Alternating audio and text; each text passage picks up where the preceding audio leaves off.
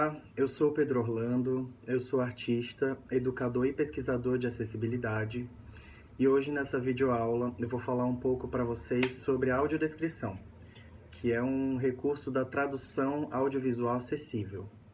Eu sou um homem branco, cis, de pele clara, bem pálido, tenho os olhos fundos, com olheira, tenho os olhos escuros, sobrancelha escura, tenho um bigode, um piercing no nariz do lado direito, 2 piercings do lado esquerdo na minha orelha, tenho um cabelo bem castanho escuro, com alguns fiozinhos prateados, e estou usando uma camiseta preta em frente a uma parede branca, que dá para ver o interruptor branco. A gente tem que ter essa consciência de que a vida contemporânea é cada vez mais atrelada ao meio visual e às mídias visuais. Então, de acordo com a lei de número 10.098, dos anos 2000, são necessárias essas estratégias de mediação para que sejam pensados o acesso das artes e de outros meios para todos. A tradução como audiodescrição pode trazer várias releituras muito ricas, artísticas, não só para as pessoas cegas, mas para todos, funcionando como uma espécie de ponte para a mediação cultural e a fruição estética. Vou falar um pouco para vocês da minha jornada com acessibilidade com audiodescrição. Eu comecei ainda Vou falar um pouco sobre a minha jornada com a audiodescrição. Eu comecei a ter contato com a área ainda na minha graduação em letras, lá na UES, no Ceará, com a professora Vera Santiago. E eu sempre fui apaixonado pelas artes.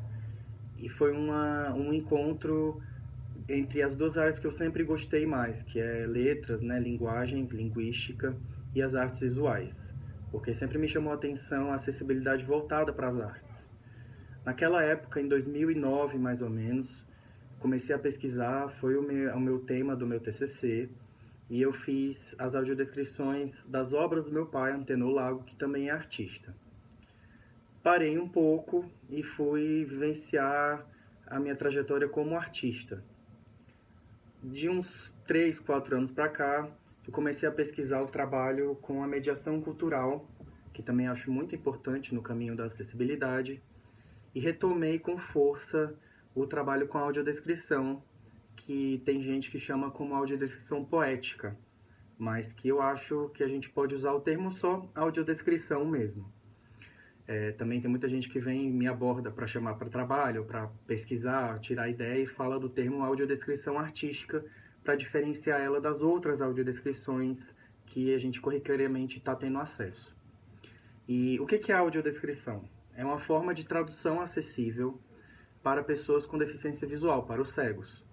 Ela é uma prática que originalmente acontece normalmente sem ter esse termo, que é quando a gente descreve as questões visuais para as pessoas cegas, seja no dia a dia, seja no cinema, no filme, e que com as pesquisas científicas recebeu esse nome para dar uma certa seriedade mais acadêmica ao trabalho. E devo muito ao Grupo LID do Ceará, por estar desenvolvendo esse trabalho, o meu mestrado, que é voltado para essa área. E as pesquisadoras, a professora Vera Santiago, como eu disse, a professora Marisa Aderaldo, a professora Salete Nunes, a professora Alexandra Seuane, são todas pessoas do Ceará que estão se movimentando muito nessa área, que é muito importante a gente ressaltar. E para mim um divisor de águas no trabalho com a audiodescrição foi conhecer o trabalho da pesquisadora Josélia Neves, que é de Portugal, porque eu tive acesso a um trabalho de tradução audiovisual que traz mais subjetividade e mais o lado artístico a essa forma de tradução acessível. Para mim foi um divisor de águas realmente, aprendi muito com isso e ficou guardado na minha memória. Com o tempo eu comecei a estudar mais e a pensar como que eu poderia criar audiodescrições que não fossem que não fosse o contrário do que muitos locais estavam querendo dizer que fosse, que não fosse objetiva. Porque a arte não é objetiva, a arte é subjetiva. Nós não vamos conseguir criar uma forma de tradução, em nenhuma forma, seja por língua, idioma, né, ou por outro meio modal, não existe essa questão da objetividade, como alguns pesquisadores já falaram, que eu vou citar para vocês agora.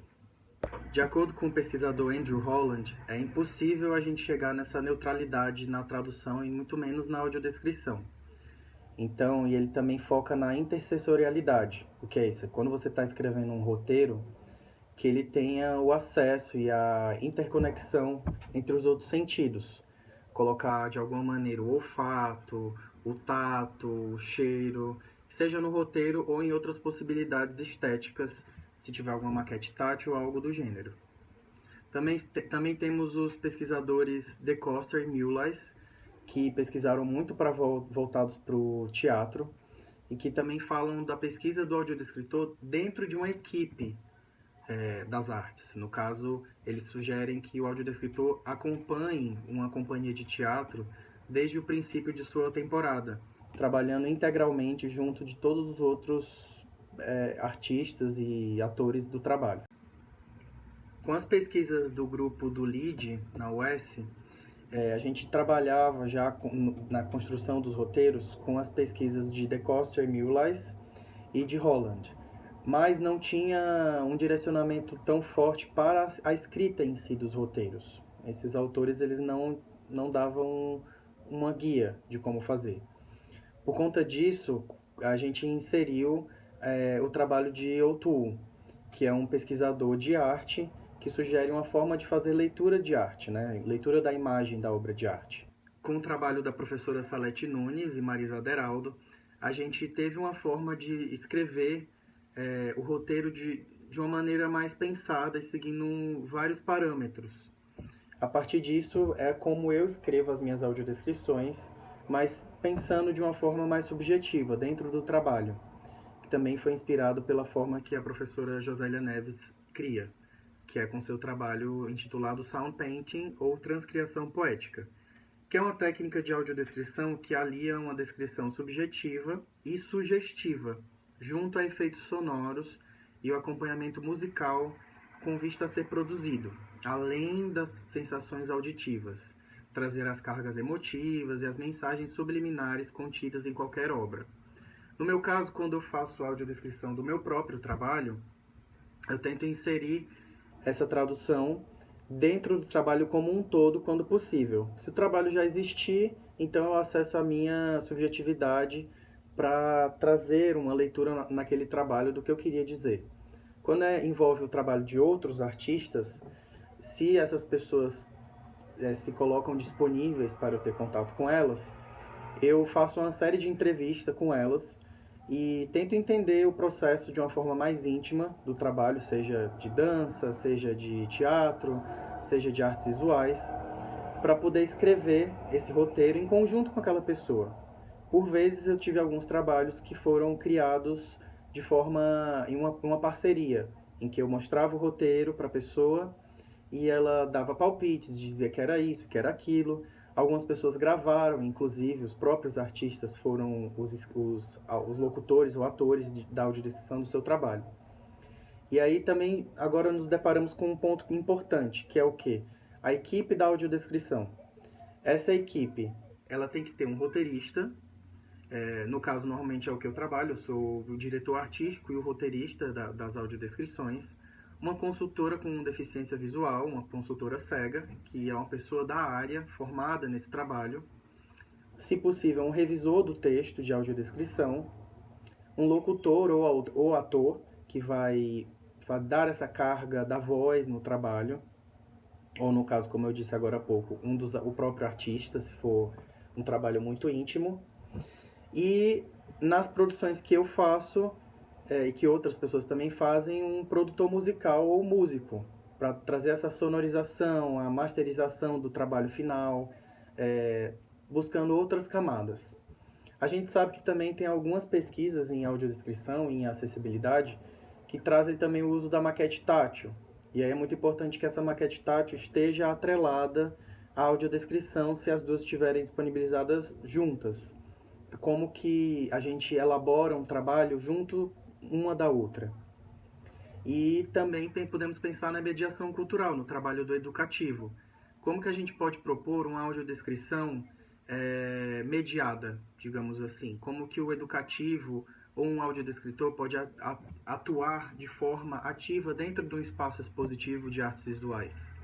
Isso também pode ser muito rico pensando na troca que pode ocorrer no momento que uma pessoa for visitar a exposição.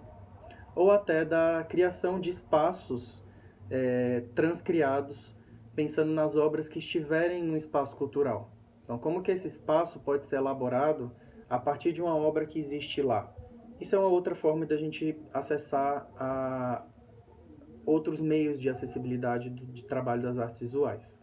Agora eu vou falar para vocês um pouco de alguns trabalhos desenvolvidos com a audiodescrição, seja trabalhos que foram criados de forma integrada, ou seja, que foram criados desde o princípio com a audiodescrição, ou trabalhos que surgiram depois que eles já existiam. Alguns deles foram elaborados apenas por mim, eu com a equipe, e outros com outras pessoas que me procuraram para acompanhar o projeto e o trabalho como um todo. Então, a exposição Afecto foi elaborada por mim, pelo artista Marcelo Prudente. A gente tinha uma exposição presencial para acontecer, e aí veio a pandemia, e a gente pensou em transformar o trabalho totalmente para um trabalho virtual e acessível.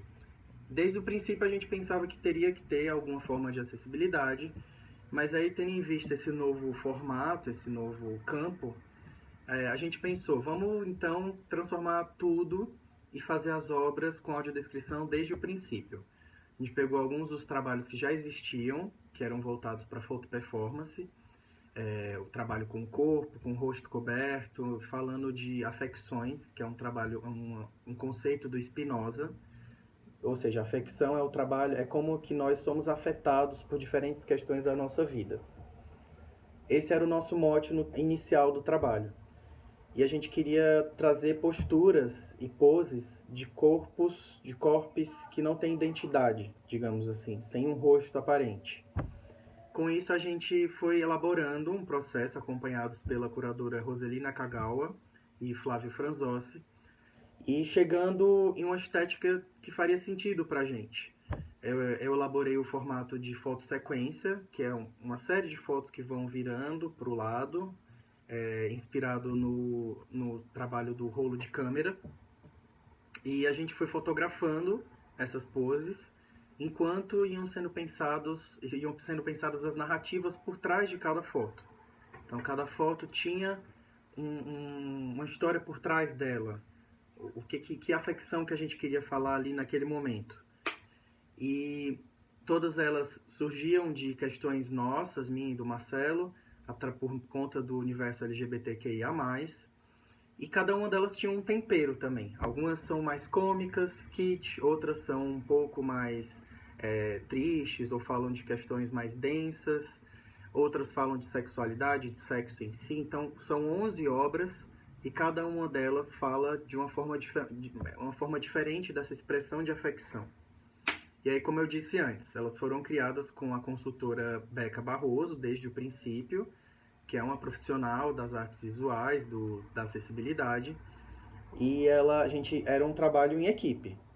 Era eu, Marcelo, eu escrevi o roteiro, o Marcelo fez a maioria das vozes, e as visualidades a gente elaborou junto, acompanhados pela curadoria, em contato com a Beca, que é a consultora com deficiência visual, e o músico Renato Navarro foi convidado para trazer toda essa espacialidade e esses outros temperos de intersensorialidade mencionados antes.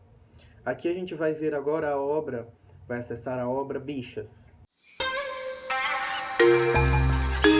Inicia-se a temporada de acasalamento, que dura o ano todo.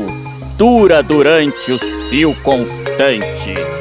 Os bichas se escondem no mato em espreita e apenas conseguimos notar partes de seus corpos, esperando encontrar um par. Ficam dentre grandes folhas tropicais e florezinhas delicadas vermelhas. É um dia quente e úmido, iluminado pelos raios de sol. E mesmo sem ver, conseguimos sentir o intenso cheiro das bananeiras crescendo. Aos poucos, estas criaturas vão se mostrando mais e notamos que essa espécie é um híbrido de marsupial, humano e ursinho. Os rostos como máscara bordada de animal, multicolorida e neon e brilhosa, completada por um capuz que vai até os ombros, como um koala psicodélico. No quadril, pendem seus genitais policromáticos, feitos em transantes trançados vibrantes. Seus corpos variam muito de cor, seus troncos são felpudos, podendo ser roxo uva ou azul turquesa. E seus membros são pintados com cores vibrantes neon, variantes de seus corpos, podendo também ser laranja ácido ou verde musgo. Um par de bichas se avista e se encontra num beijo intenso e fugaz. A troca de saliva estimula o momento. Para este rito de acasalamento, eles precisam chamar a atenção de seus pares. Eles emitem gemidos graves, longos rugidos. São seguidos por cheiros característicos exalados. O cruzamento dos bichas é, na verdade, bem rápido e logo cada um segue o seu caminho. Costumam subir nos troncos das árvores para um breve descanso, ramificando possibilidades e caminhos, se preparando para a próxima caça. A obra Bichas traz muito desse universo, né? Uma obra irônica, cômica, é o universo da caça, né? No universo do meio gay, que fala sobre a noitada, a espreita, como que você vai atrás de algo. E outras pessoas talvez tenham outras leituras, mas essa era a nossa leitura original, que a gente queria trazer ao trabalho. E a gente queria que fosse engraçado, tivesse cores vivas. Então, por isso que o Marcelo fez essa voz meio que de locutor do National Geographic. A gente queria trazer essa sátira. Não necessariamente criticando, mas apenas trazendo o que a gente via naquilo, nesse universo.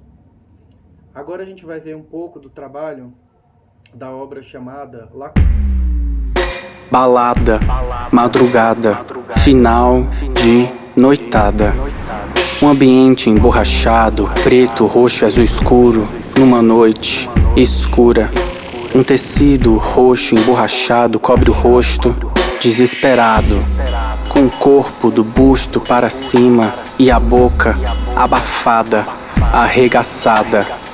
Entorpecimento aloprado, olhar turvo, breves movimentos inebriados, triplicando o corpo, mexendo a esmo, despreocupados.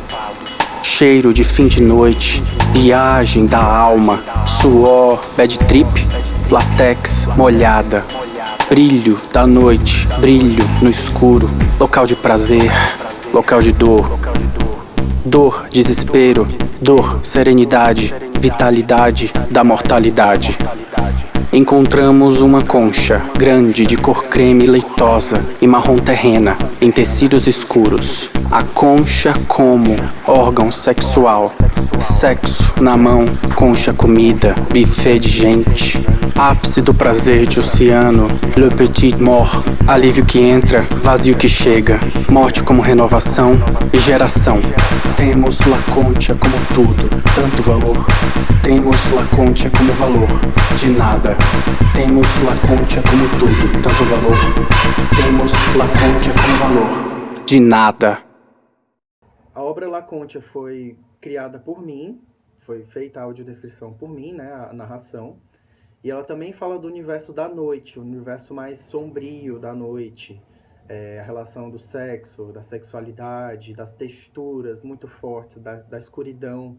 Esse lugar que a gente chega, muitas vezes, do prazer e de algo que pode estar nos fazendo mal. Então, por isso as escolhas das cores, de símbolos. A gente trabalhou muito pensando na semiose de cada um dos símbolos que a gente queria trazer para os trabalhos, nessa estética brilhosa, na concha como um órgão sexual, né?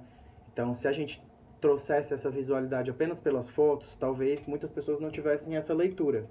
Mas como o trabalho completo é composto pela audiodescrição, pelo som e pelas imagens, estamos sim direcionando as pessoas para isso que a gente queria criar. Então, desde o princípio isso está dado. A gente vai expor essa subjetividade e sugestividade.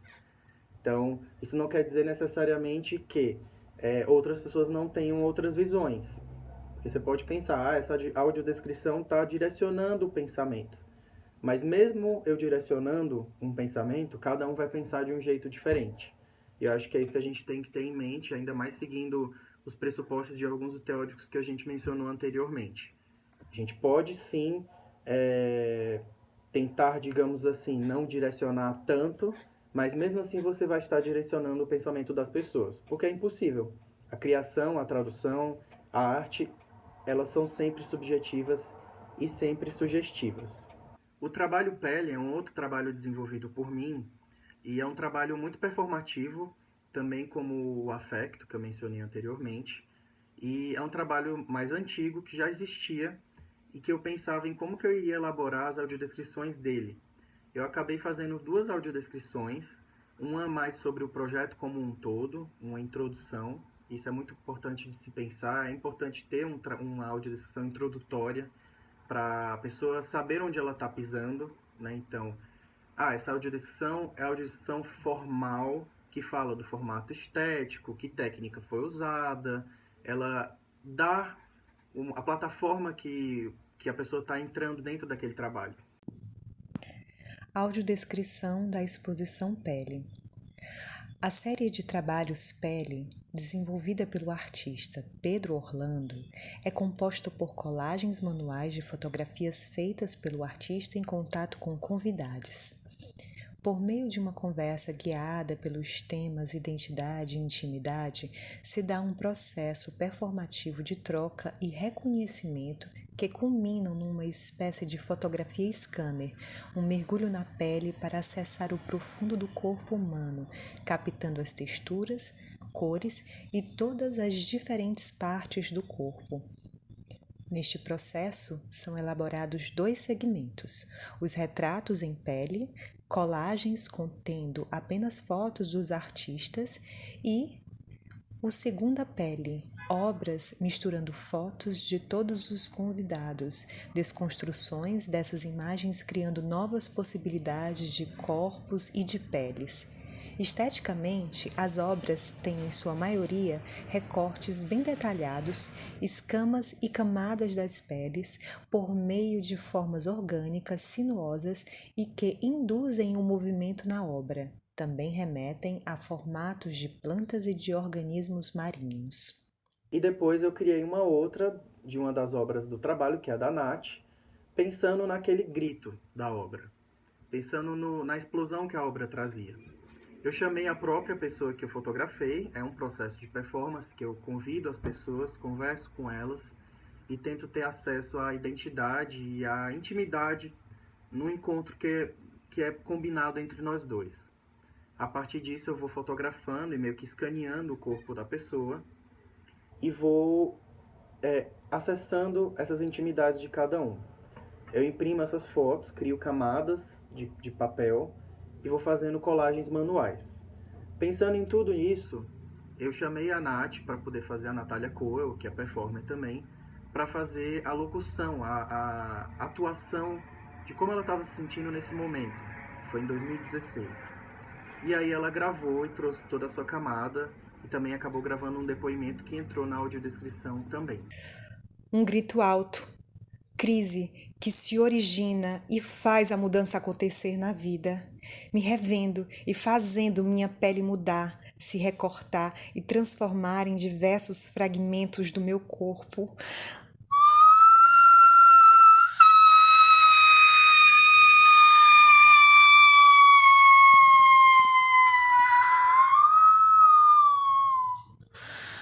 Essa explosão quente que vem da minha grande boca vermelha escancarada, que eu berro e solto tudo que estava guardado. Seguro meu rosto com as mãos em cada lado e minha cabeça vai se desfazendo, multiplicando e fragmentando em várias facetas, poses de diferentes sensações que sinto neste momento, uma confusão astral. Tentáculos de flores onduladas, cor de goiaba, feito das minhas entranhas e genitálias me rodeiam.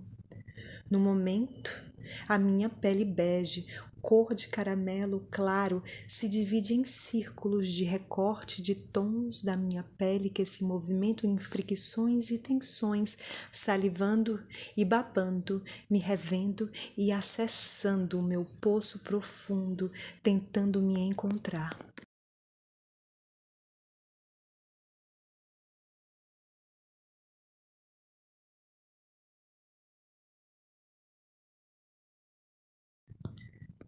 Quando Pedro me chamou para fotografar a minha pele, comecei a me observar desde já. Fiz uma viagem pelas partes que via do meu corpo em busca dos detalhes. Só os olhos não davam conta. O toque se fez presente em mim, me trazendo novas possibilidades de visão. Quando cheguei no estúdio de Pedro, comecei a perceber o que acontecia na minha vida, mais especificamente o que se passava dentro de mim no momento em que começava a me despir. Pedro, com sua lente, fez o trabalho de ampliar não só o que se manifestava na superfície da minha pele, mas também de acessar a amplitude das minhas intimidades. Fui me abrindo a cada registro e me entregando ao seu olhar. Ele estava vendo detalhes que nem eu mesma conseguia enxergar, como se conseguisse, por meio de sua lente, ver o não revelado. Quando vi o trabalho final, pude perceber o quanto sua leitura foi sensível e preciosa. Meu corpo estava passando por uma metamorfose, e no quadro se materializou o ato em si. Quem sou eu nesse mundo? O que buscava? Hoje sou outra, que também se transforma.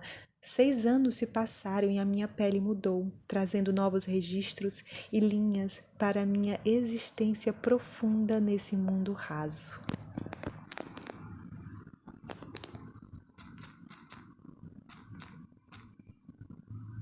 Então é isso, gente. Muito obrigado. Espero que tenha trazido novas possibilidades e pensamentos sobre a audiodescrição. Uma audiodescrição dita muitas vezes como poética ou subjetiva, sugestiva, artística, mas que ela traz o pensamento artístico para dentro dessa forma de tradução acessível. É isso que eu acho que eu queria trazer mais de mensagem, que a gente possa trazer os artistas ou o meio artístico para dentro da acessibilidade, que isso não fique distante, que isso não se torne uma coisa anexa, mas que seja rico e que possa trazer e se inserir dentro daquele universo que a gente está trabalhando. Porque a gente está falando de arte, então não tem como a gente se distanciar disso. Isso tem que estar dentro do trabalho como um todo. Muito obrigado e sigo por aqui. Para quem quiser trocar uma ideia, eu fico disponível para depois conversar.